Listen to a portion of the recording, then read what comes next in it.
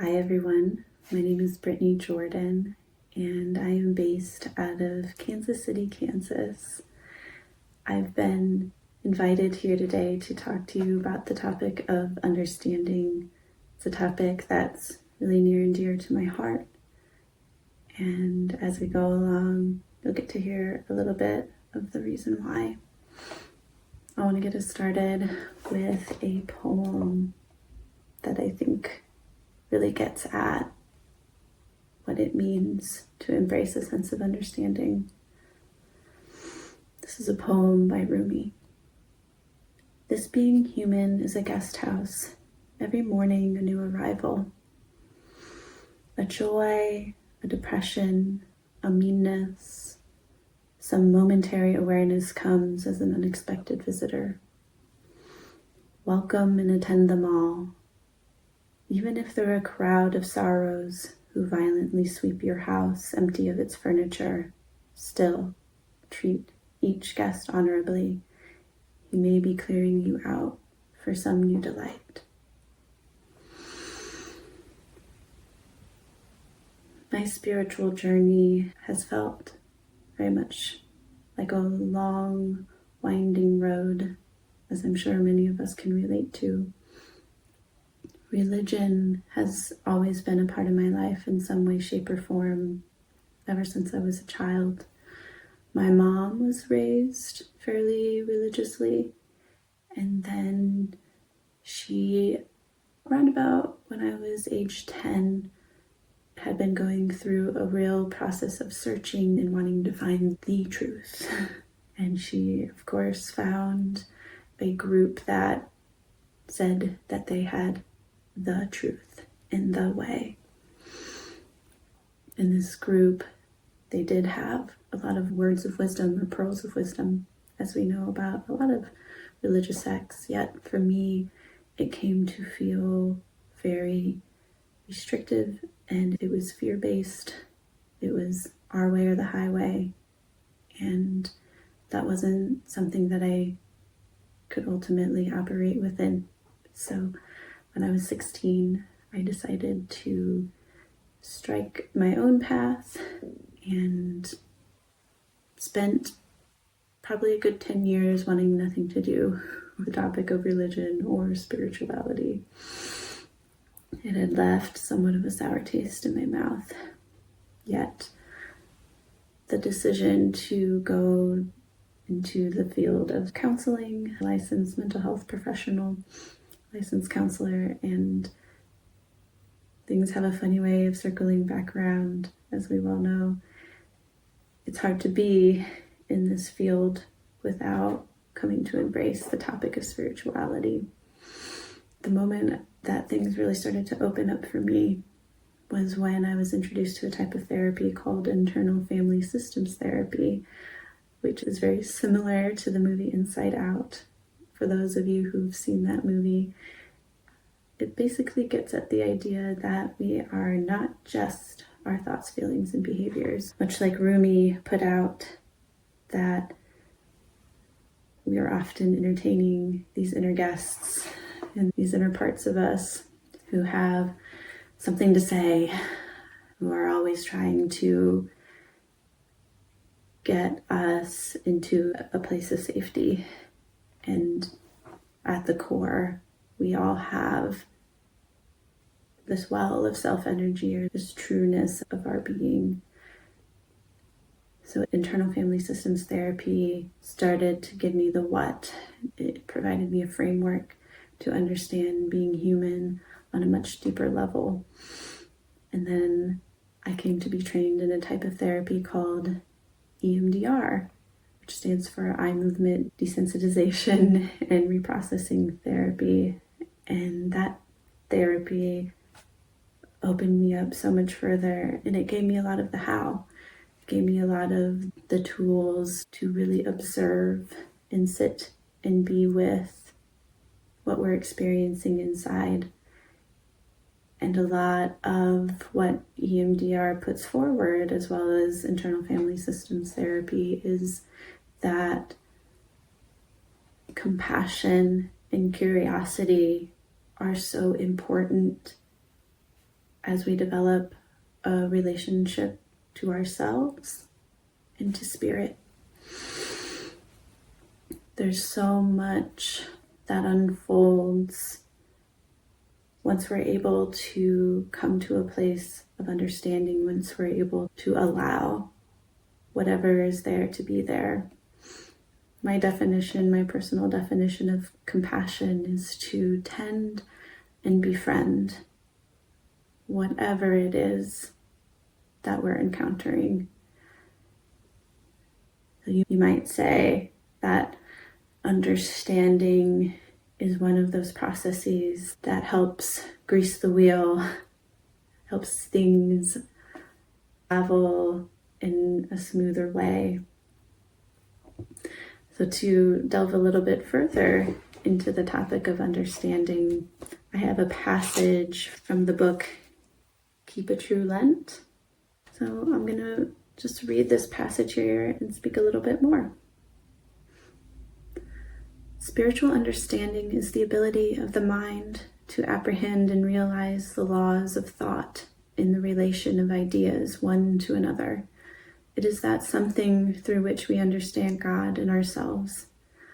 Understanding reveals that love and wisdom should work together, that power should be expressed through love, and zeal should be tempered with wisdom. Intellectual understanding comes first in the soul's development, then a deeper understanding of principle follows until the whole man ripens into wisdom. I'm going to pause there for a moment and really highlight that intellectual understanding piece. We need a certain amount of understanding of the story to make sense as we're looking to deepen our sense of self, and as a lot of us feel that we're on a healing journey, that we're on a path of healing, that there is some hurt, some yuck, as I like to say. Some experiences have left us with this yuck that's not helpful anymore, that's not ours to hold anymore, that doesn't fit with who we really are. It doesn't serve us, doesn't help us reach our true potential. Another little pearl that I like to say to my clients is that it's not about what's wrong with us, it's about what's happened to us.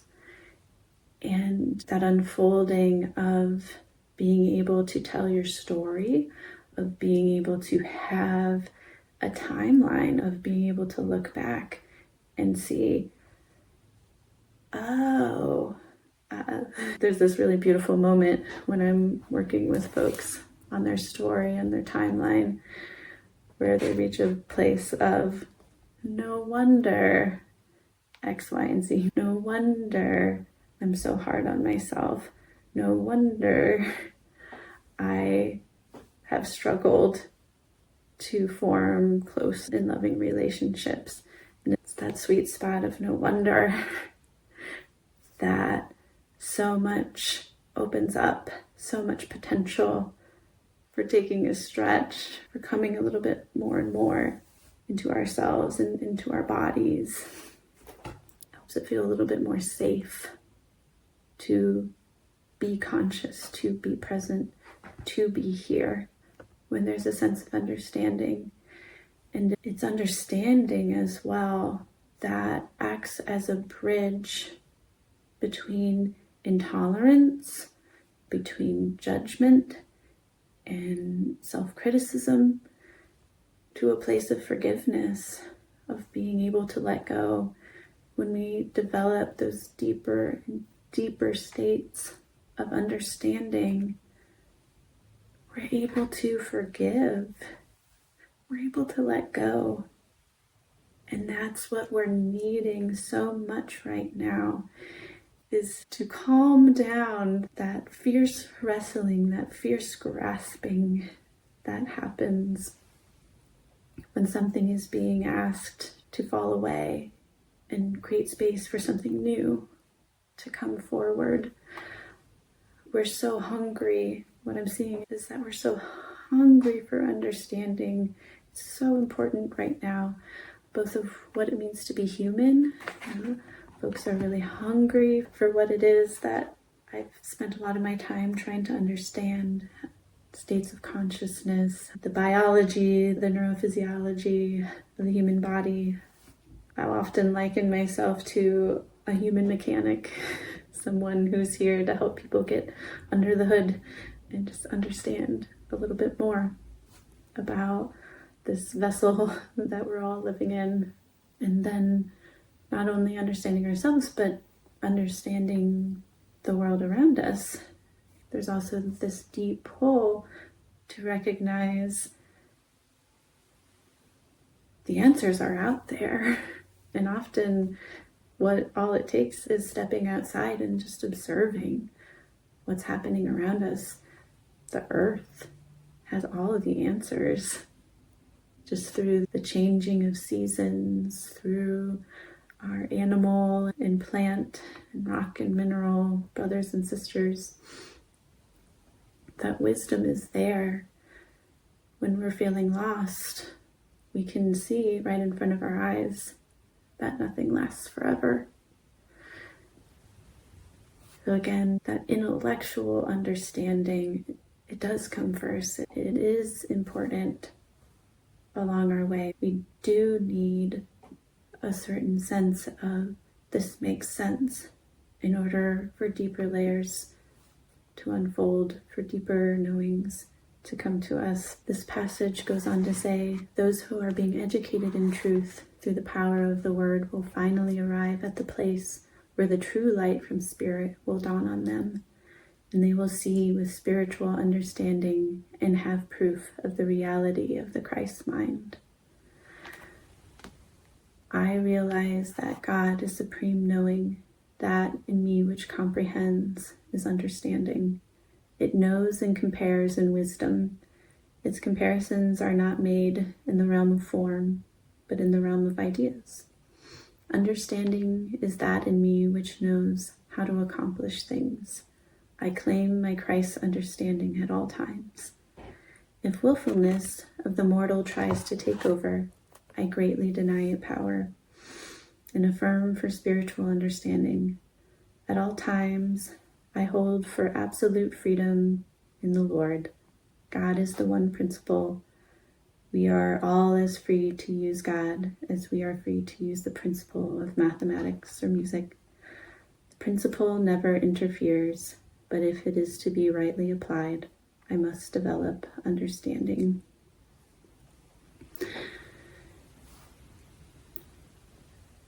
The next few paragraphs of this passage then get at that deeper understanding that forms that more intuitive knowing that we all have access to.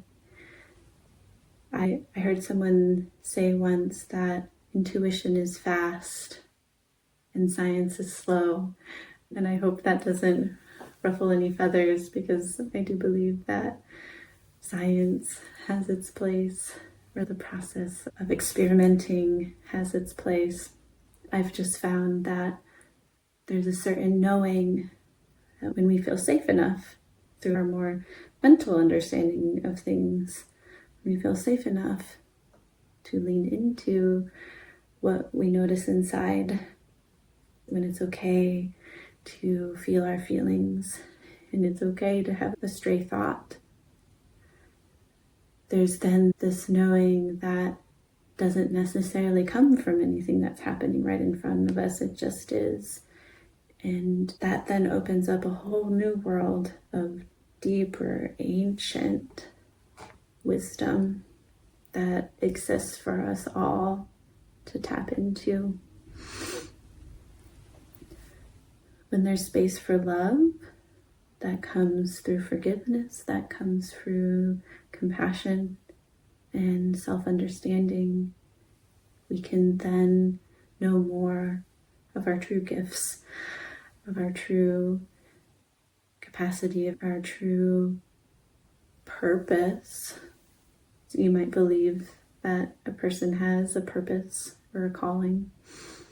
I do firmly believe that for myself. Being able to give of our gifts leads to joy, leads to happiness, to be of service, to give of our gifts in service to others. Brings immense amounts of joy and lightness. As I start to come to a close, I'd like to end with a little bit of a grounding, a little bit of a centering exercise. I want to invite us all to take a few minutes here to practice the art of the pause. Simply slowing down enough to come to right here, right now, so that you can be with what's within, with what you notice now. We'll just take a nice deep breath as we settle into our seats, close down the eyes, and then letting yourself start to notice your own experience of hitting an inner pause button.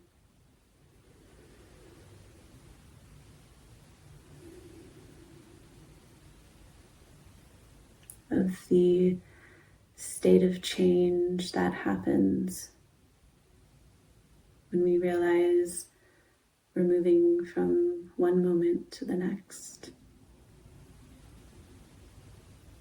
As we slow and as we pause, we're often connected more and more to gravity. We're always working with gravity that holds us down on the face of this planet. We're not ever floating up and about. We can be still. We can be right here, right now.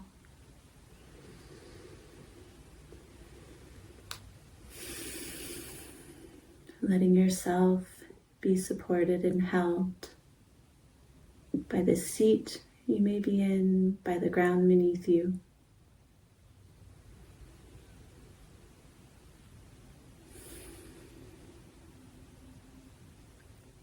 Letting the breath become more and more of an anchor point.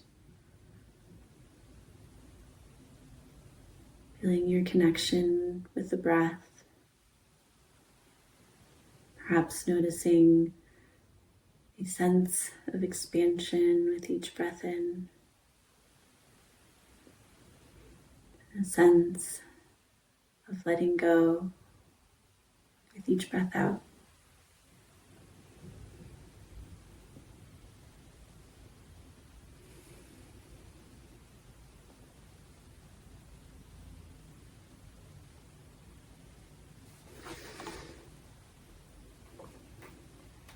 And it's now that we all affirm, divine understanding in me unites with the Holy Spirit, and I always know what to do.